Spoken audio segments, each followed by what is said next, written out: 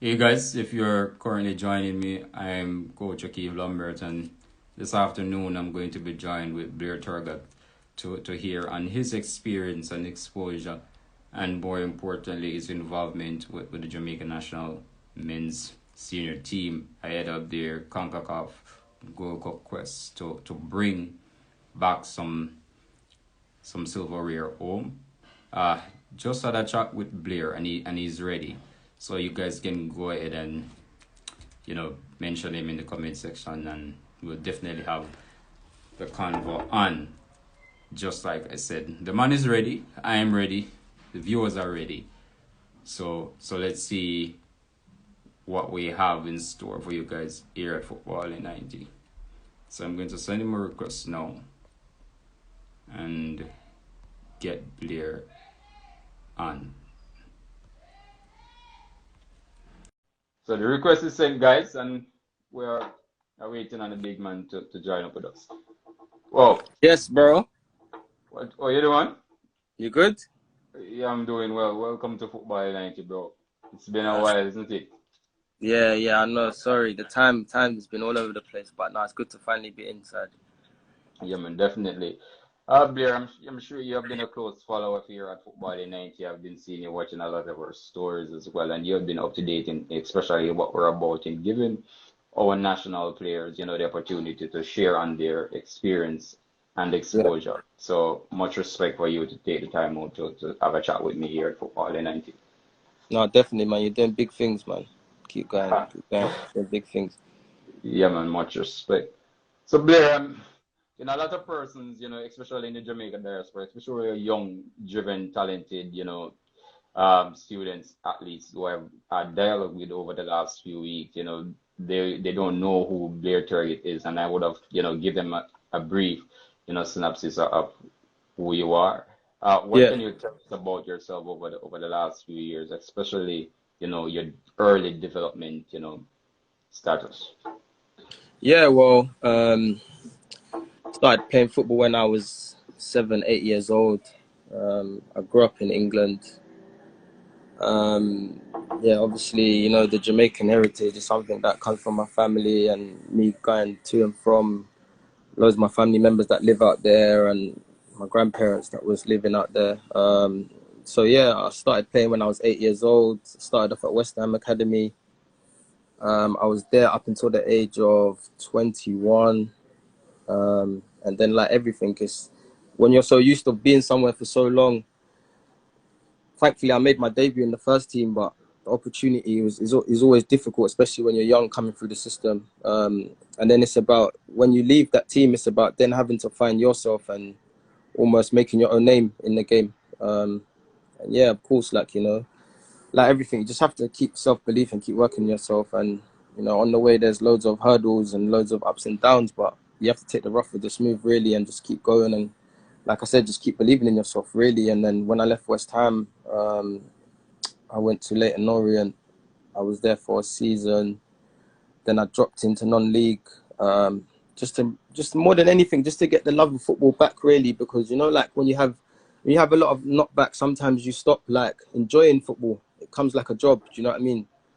And then it's about getting the love back, and obviously with the love and the more stuff the more stuff you do, that's when you start to find yourself more who you are as a person and what else and whatnot. So yeah, it's been a good journey, man. I've learned a lot on the way. And yeah, so from then I was in non-league for 2 years, and then I went over to Sweden, to Östersund, the team that I'm at now, and it's been really good, man. I'm really enjoying it, playing well, scoring goals, and yeah, I'm here now. So really, I'm really looking forward to the next chapter, and really, yeah, pushing on with the Reggae Boys now. Bill, you represented the England at the U17, U18, and the U19, if I'm correct. What can Hmm. you tell us about those experiences that you'd have encountered on that journey? Because a lot of young players, like I said, in Jamaica would relish the opportunity to get those exposure and would definitely like to hear how it went for you. Yeah, of course. When you're so young, playing for England at whatever level or playing for your country at whatever level is obviously a massive thing. And like I said, these journeys and these experiences that you're on in football, you know, it mans you up from a young age. From a young age, you have to, you go away from home, you travel to different countries, and you get experience that you probably never ever would have dreamt of. So yeah, it's a dream come true. It's amazing. And yeah, to travel the world playing football, there's no better thing. Obviously, this is what, you know, since I was a kid, this is the only thing I've ever seen myself doing, playing football. So to be able to use your skills and to use your talents to push you forward in life is a massive thing. That's quite interesting. Guys, if you're currently joining us, I'm here with the big man. You know, the our Gold Cup campaign kicks off tomorrow, and I'm sure you guys are excited to see Blair out there in our colors and doing well. Blair, can you share with us some of the notable players that you would have come to the ranks at the England youth program? So in my team we had start from the back. We had Jordan Pickford in goal, John Stones at the back, Nathaniel Chaloba, Raheem Sterling, Nathan Redmond, Nick Powell. Yeah, we had loads of players, and yeah, I started off under 16s with like Raheem and Jordan Pickford and these players, and then yeah, they was in the under 17s when we went to the World Cup. Under 19s, a few other players come through at the time, and then yeah, so obviously it's good to see them now, you know, playing in the big game tonight. So yeah, it's massive, and this is football. This is football for you. You know, it takes you on loads of twists and turns and loads of journeys. But like I said, along the way, you have to relish them, and you have to yeah, you Yeah. have to take them into account. Well, that's some notable players that you mentioned, you know, some top quality players who are now doing great things at their club and also for country. Blair, Hmm. you are now a member of the Jamaica men's national team. You're a part of the family now, you know. What were you doing when you first got a call that you know, you're going to represent us The first time or for the Gold Cup? the first time? The first time. The first time I was traveling away from a game, um, and one of the staff at my team said to me that he got an email to say that I was in the squad.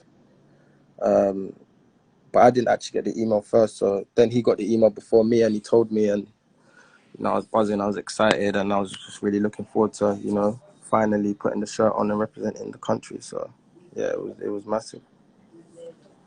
And that was a great experience. The feeling was great. I can imagine. You know, you know your stint in Sweden. One of the quite a few top players come from that country. You know Zlatan. What is it like though playing in that part of the world? Yeah, do you know what? It's actually really good. I remember when just before I signed, they wanted me to come out and watch a game. And obviously, I've never really played abroad other than when you play internationally and stuff. So for me to go out there, I didn't really know what to expect. And to be honest, it's probably good that I didn't go out there with any expectations, really. I just wanted to see what it was like. This was before I was signing it anyway. So yeah, I went there. And I think more obviously the football was great, and like the way that they played football and their ideas of playing football, but I think just like the professionalism, really, like especially from the team that we was at, like the fine details and the fine tuning that they done, and something that you probably, because I always played in England, I never really expected like other countries to be on that level kind of thing. But yeah, it was a breath of fresh air, and obviously for me, the way that they saw me playing and things that probably managers have never really told me about myself and my strengths and things that they've seen me play. You know, it's something new, and it's exciting, and yeah, it's a new challenge. So when I went out there, it was really good. It's really technical, and you know, especially like the fans and stuff. The fans are brilliant out there as well. Something that you wouldn't have really known unless you experience it. So yeah, I really enjoyed it. I remember playing my first home game against AIK. He's like a massive team in Sweden, and the fans, and they was letting off like flares in the stands and stuff, and the atmosphere was amazing. And yeah, it was really good. I scored in that game actually. I remember the atmosphere when I scored. Like my family was in the crowd as well, and they said like it was electric. So yeah, little things like that. You know, like money can't buy them sort of experiences, and there's things along the way, and like I say, along the journey that you just have to take heed of. Blair, there are a lot of young players, in Jamaica who dream to represent at the national level and more importantly, make a transition to go overseas. So, to get that different exposure that would make them, successful. What can you tell our young, players here in Jamaica who's currently watching, what can you tell them, what it takes and more importantly, what it requires to stay at the top? Yeah, like, I would say the most important thing is self-belief. I think if you don't have self-belief, you can't let a manager, you can't let, a team dictate to you where you want to go. So, like anything, I think you've got to have a short term, you've got to have a long term goal, but then you've got to be loyal to yourself. I think more than anything, you have to be loyal to yourself. So whether you're playing, whether you're not playing, whether you're playing all the time, whether you're not playing, you've got to be the one that's, setting the benchmark for yourself. So you've got to do your extras after training. You've got to make sure that you're working hard. You've got to make it seem as if you've got to be hungry all the time, because especially how football is now, when football's going really good, like your life's on top of the world. But for me personally, growing up, like football was my everything. So if I had a bad game, my family knew not to talk to me for the rest of the day, because the whole day's finished, the whole weekend's finished. And if I had a great game, then yeah, I thought I've had a great weekend. So like I say, like these things, you have to be loyal to yourself. I think the most important thing I'll say, you have to be loyal to yourself, and you have to make sure that no matter what you're doing, you're always giving your 100%, and you can't cheat yourself really. You have to make sure that when you do get your opportunities, you're ready, and the only way you do that is by pushing yourself and having that drive. Great, great, Blair. As I said, talented individual, talented player, top professional, and he's here sharing his experience and exposure with us here over here at Football in 90 Live. Blair, you were selected to be a part of the 23 players, and like I said, tomorrow is the big day for us here in Jamaica, and we are expecting a lot. I can tell you we're expecting a lot based on what I've been seeing and based on the consultation that I would have done with individuals. How are we looking, going into this game? Yeah, it's looking good. Like I say, I think you've probably seen already. There's high spirits in that camp. We've got a good family sort of feeling, and I think this is the recipe of a good team. When you have that family mentality. I think everyone obviously wants to do well for themselves, but they want to do well for the team, and they want to do well for the country. So there's a great mix. The staff have been really good, training's been really good. Everyone's really enjoying it. So I think now everyone's just really looking forward to getting underway and getting the tournament up and running now, and yeah, everyone's just raring to go. I'm sure you're experiencing, the vibe master, Lamar Walker and Boza, always, at the forefront of vibes and, just some special things that they do to build team chemistry and team bonding, as we know. The last few training sessions, I saw via videos and photos, it's quite energetic. The vibes is at a top level, which is needed, especially going into a game like this. Yeah, of course. In every team you're gonna have characters. You're gonna have people that don't say much. You're gonna have people that say a lot. You're gonna have loads of different characters, and I think the most important thing is, as soon as we get on the pitch or we get out on training, everyone's focused and raring to go and listening to everything that has to be done. So, like I say, we got a great mix. We got a good mix of people and characters and experience and everything that I think that we need to go far. And we just have to make sure that we just keep doing what we're doing, really keep working hard, and the results and the praise will come. Well, quite an interesting, attacking options that is currently available for us. When I look at the sheet and see the names, it's quite interesting. How do you see yourself, challenging with these players? Like I said, this team have top players in all positions. How do you see yourself, contributing to this team going forward? Yeah, of course. I think everyone has loads of things that they can bring to the table. I think we're in a major competition, so we have to have competition, and we have to have, like we have a lot of great players that, bring loads of different things to the team. And I think these things they're going to push each other, they're going to push people individually, and they're going to help the team. So I think the most important thing is, as long as the team does well, no one really minds. So, whatever it is, wherever the team is, like, these things are here, and the competition is there, which is healthy. And, everyone's pushing each other, everyone's trying to help each other. So, yeah, I think it's a great mix. And like I said, I can't really speak highly of the players since I've been here. The training's been really good, the professionalism's been really good. Everyone's really working hard, and everyone wants to, go on the same mission, which is to make sure we do as well as we can. So I think, yes, it's really good. And like I said, I'm really looking forward to getting started. Um, Blair, Dre, anyone is saying, what is your take on Coach Paul Hall recent, involvement with the team? You know, what have you learned already from the gaffer? What can you tell us about him?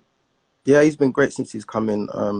He's coming straight away from the first day, and he's been putting on drills, and we've been having conversations about how his identity of football is, and how he sees the team working, and how he sees me playing. And he's got a lot of experience, and he's played at a great level. So I can't really speak highly of him, really. And I think, like I said, his experience and you know his idea of football and how he wants us to play and how he sees us playing is something that's going to really help us as a team. So, like always, the mission and the goal is the team. So as long as everything that everyone does is in tune to the team and helping the team, then that's the main thing.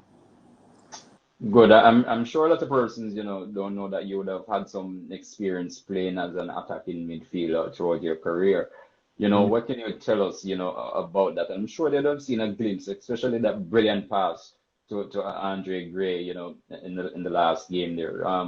Tell us about, being, left wing and then, going into an attacking position that connects the midfield with the strikers. Mm. It seems like you have it in the bag. Tell us about that. Yeah, well, I started off as a winger. When I was young, I've always played as a winger. And then around 17, 18 is when I started to play attacking midfield. Yeah, just to really get on the ball and really get the ball more centrally instead of getting it from a wide area. And I think these are things along the way that you have to learn and you have to experience along your game, that you have to change up your game. Sometimes you might play against someone that he might be faster than you, or he might be stronger than you, so you might have to change your game. And I think, yeah, these things are something that as a footballer you have to be able to have different attributes that you can bring to the team. So yeah, I think wherever I'm playing, I always you know try to use my strengths in the game, whether it's wide, whether it's down the middle, wherever it may be. And yeah, it's just part and parcel of being an attacking player, especially nowadays. Loads of players play in different positions, so you have to use it to help create chances and help the team. Good, to our national players who recently joined us here, thank you for taking the time out to see Maggie, Casey Farmer, Corbett, and others, much respect always, and we're looking forward to tomorrow. We're anticipating a good training from you guys, so, much respect. Blair, there are some, as I mentioned earlier, some really good personality in the squad, and I just want to, touch on two individuals. Andre Blake is the captain. Now, I want you to tell us about, since your experience with Andre, because, being in dialogue with him, he's a top professional, a man who wants to give back to Jamaica and to promote young individual players, to achieve their best through their skill. What can you tell us about Andre Blake through your experience with him on camp? Yeah, well, I've only seen him on this trip, but from what I can see, he's a great professional and someone, who's a leader on and off the pitch. So, like I said, these sort of characters and the characters that we have in the team is only going to help us, and it's really going to bring us to another level. And you can see that he's hungry every day. He comes into training and around the place, and it's a breath of fresh air. So yeah, it's amazing. And for me personally, you look up to people like that because you want to see, he's been playing at a high level for a long time. So these sort of things are things that I can, learn off. And this is why I'm here as well, to always try and get better and to improve myself as a person. So yeah, it's positive things. There, I do think it's a plus because we have the best goalkeeper in in our region, in Concacaf, and so I'm sure, the wall will do us proud, knowing that we have someone between the sticks who is capable, to do great things, So much respect to Andre Blake always. Blair, currently joining us is Javon Turner, our co-host and co-director here at Football in 90. Much respect. He's the one who did the poster. He's the man who does the technical stuff. So welcome, JT. Thanks for joining. Thanks for having me. Sorry for being so late. It's a part of the process. So, sports, we're always busy. I'm JT, I'm just having some great dialogue here with Blair, and he's telling us about his experience and exposure and also his recent involvement with the national team. I'm sure you have a few questions for him before we run out of here because I don't want to keep the man too long. Yeah. I mean, I just want to start off by saying, Blair, I think the Jamaica, we have a strong fan base, and you made your mark, with your debut and with the assists and everything. But I just want to say, we've known our boys, in camp to have probably one of the best vibes out there in the world. What was your reaction when you first came on camp and seeing the vibes that the Reggae Boyz have? Yeah, the vibes are electric all the time, literally going on the coach, around the place, and the hotel, everything. And yes, for me, it's really good, and it's something that, like I said earlier, I think this is something that makes a great team that have the family mentality, and people are themselves. People don't have to hide their character. Everyone wants to be themselves and they want to be free. So I think it's a good thing. And like I said, when we get on the pitch, everyone's focused and making sure that we're on the same goal. So I think it's perfect. Nice, that's good, man. We like to see the vibes, man. Blair, we're going to put you on the spot now. Who is the best dancer in the team? Best dancer? Ooh, I'm going to say Fisher, Fisher's always dancing as well, so I'm going to give Fisher that. Boyz is not going to be happy though, but I'll give it to Fisher. All right, guys. So you heard it from the big man.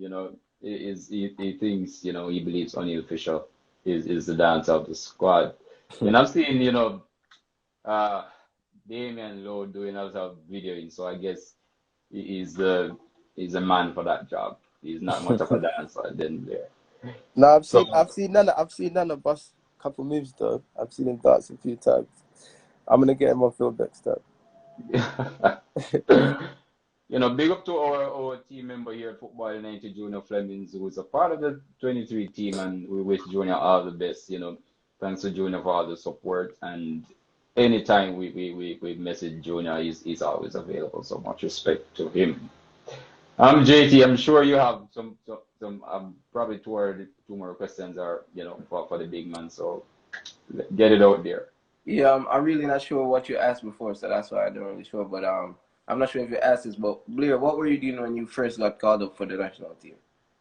Yeah, I was saying the first time I got called up, I remember I was on a away game, so I was traveling back, and then the one of the staff members that does the media at my team told me. He said, "Yeah, you've been called up to play in Japan against Serbia and Japan," and I was like, "Okay, that's good." And then it didn't really sink in because we were traveling. We just had a game, so you'd still have higher emotions and stuff. And then, literally, when I got home and told my family and stuff, that's when it really sunk in. And yeah, it was a great feeling, really. So yeah, I'm just happy, really happy. That's nice, man. Well, Blair, I did say I'm going to touch on two players, and my second player is Leon Bailey. Leon, we know Leon, energetic, probably one of the best players for a position, in the world.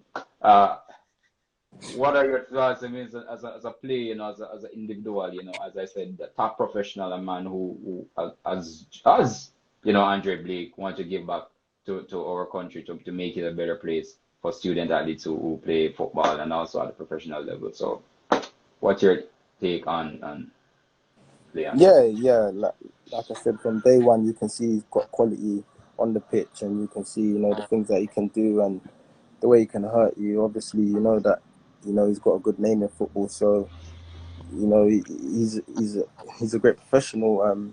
But like I say, I think although we got great players, I think as personalities, they're very humble, and Blakey and Leon, they're very humble, and they're people that you can get along with and you can talk to, and no matter what team they play for, they're the same. So I think that's testament to both of their characters, and Leon especially.